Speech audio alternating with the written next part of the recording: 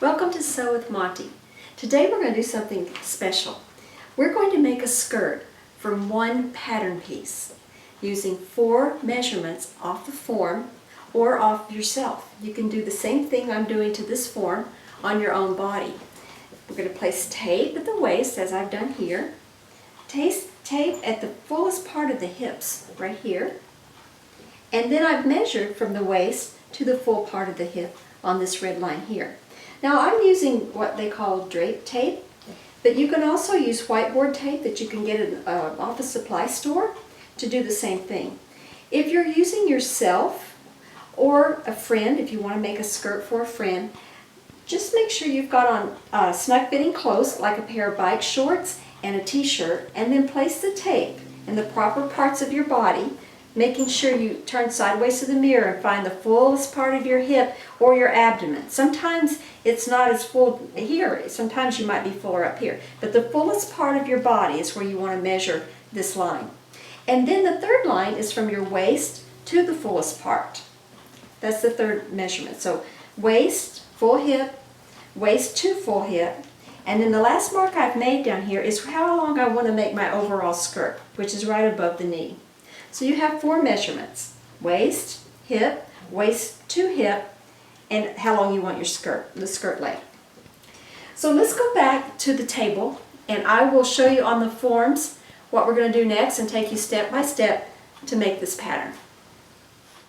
So now I've taken the measurements: my waist, my full hip, the waist to the full hip line, and my skirt length. So the first 4 measurements on this page represent those measurements. The waist on my form was 25¼ inches. My full hip was 36¼ and the waist to the full hip line is 8½. I've decided to make my skirt 21 inches long from the waist to the hem. So these 4 measurements have been taken. Now I'm going to calculate what I need to make my pattern. So E is going to be my waist plus an inch ease so that I have breathing room and movement room. Otherwise this can be very snug and not fit comfortably. So this will end up being 26¼ plus my 1 inch ease, and then I'm going to take the total waist plus ease and divide it by 4 because my pattern is only going to be a 1/4 panel of the entire skirt. So I'm going to divide it by 4 so that I'm working with 1/4 of the skirt.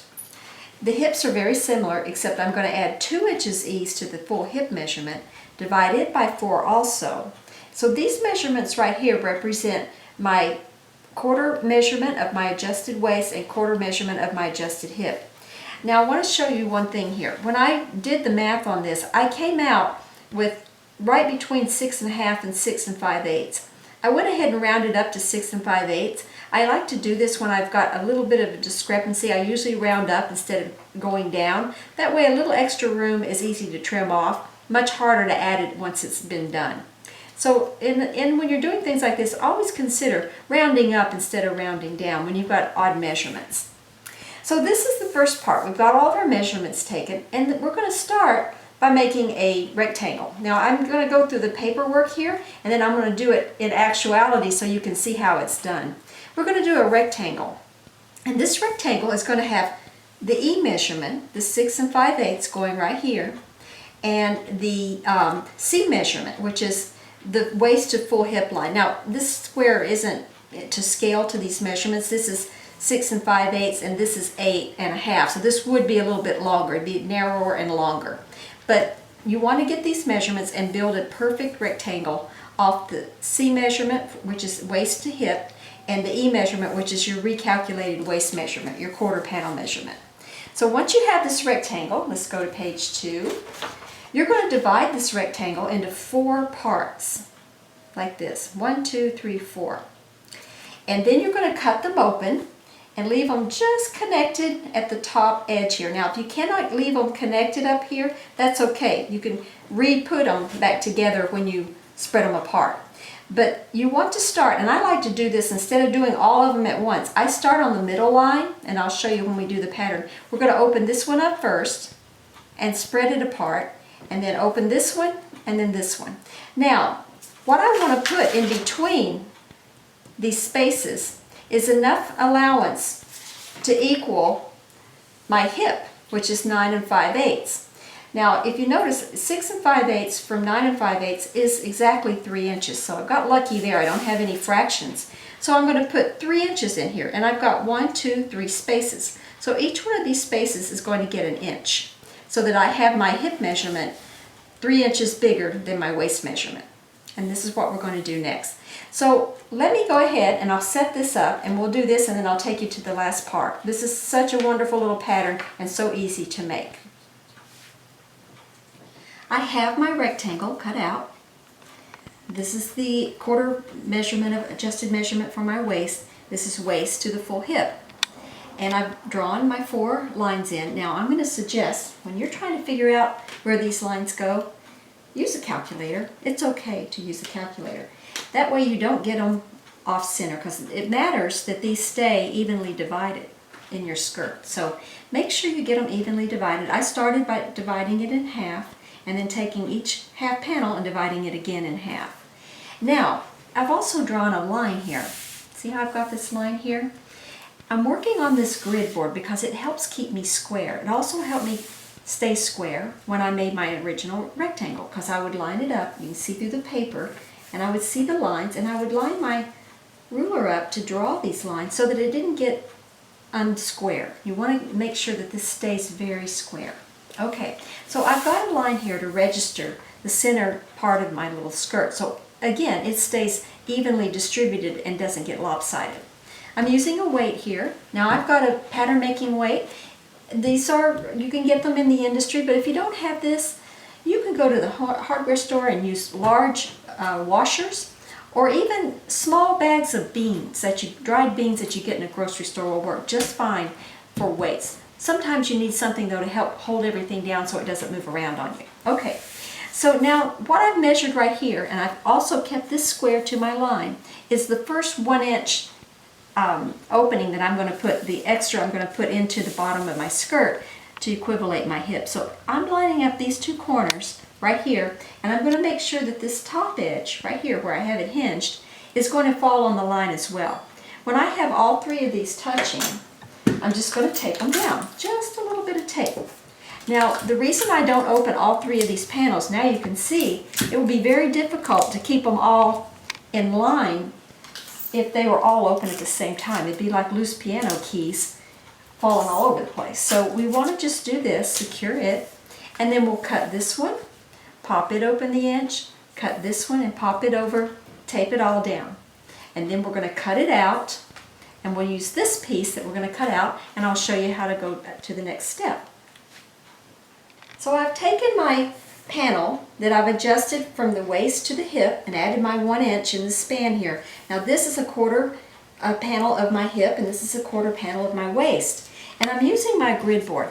These grid boards are really handy. You don't have to have them, but they're really nice to keep you square and keep your measurements accurate. I want my skirt to be 21 inches from the waist to the hemline. So right here is 21 inches. So I'm going to make a little mark here at 21 for my grid. And then I'm going to come out here and I'm going to find 21 inches on my ruler, and I'm going to mark parallel to my new side seam, we'll call it. I'm going to make a mark here. I want to make a square corner here, and I'm going to bring this line all the way up. This is now going to be my side seam. Okay? Now, I want this to go to here, but I'm not going to freehand this. I'm going to come along, and every center here and here and here, I'm going to draw a 21 inch line. So I'm going to take 21 inches and I'm going to line it up with that little dash, and I'm going to draw a small line down here, 21. This helps me keep my bottom curve at my hem symmetrical and accurate. Now, I'm going to talk to you while I'm doing this.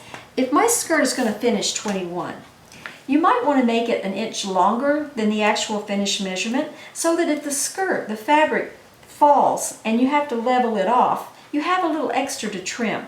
So adding another inch to this is not a bad idea, even above and beyond your hemline. So let's say it's 21 finished, and I add a ½ inch for my hemline, that'd be 21.5. I may want to make it 22.5 just to have trim room. So I can go along through here, and I can just add 1.5 inches because we're going to be adding seam allowance anyway. So I'm just going to go in here and add another 1.5 inches. That gives me my hem and my ease to trim just in case I need to trim. Now every fabric is going to behave differently, and be prepared that no matter what fabric you make it out of, you may have to do this to have a little trim room, because they're all going to fall differently. A wool is going to fall differently than a knit and a satin and so forth and so on. The good news is this little pattern can be made out of just about anything. Plus, you can also lay it on the bias if you want a bias skirt. So let's keep going and we'll talk about all the things we can do with it later. Now I'm going to go in between these spots and give myself another 22.5 inch length. So I'm hitting these bottom lines.